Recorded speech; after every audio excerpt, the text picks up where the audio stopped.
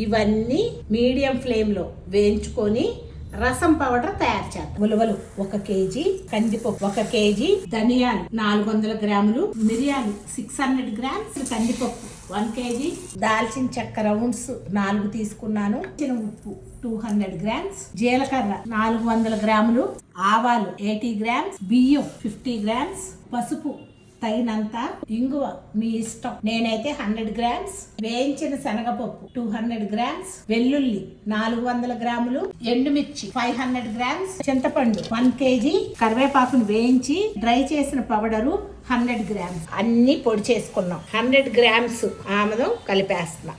ఒక పక్క నుంచి మాకు కలిపేద్దాం. 1/2 కిలో ప్యాకెట్లు చేసుకొని స్టోర్ చేసుకోండి. ఇంతేనమ్మా. 1/2 అవర్ నీళ్ళల్లో నానపెట్టండి, 2 పొంగులు రానివ్వండి, నెయ్యి వేసి తిరగమాత వేసేసేయండి. దీంట్లో నేను ఆముదం వేసాను కాబట్టి మీరు ఇంకా ఆముదం వేయాల్సిన పని కూడా లేదు.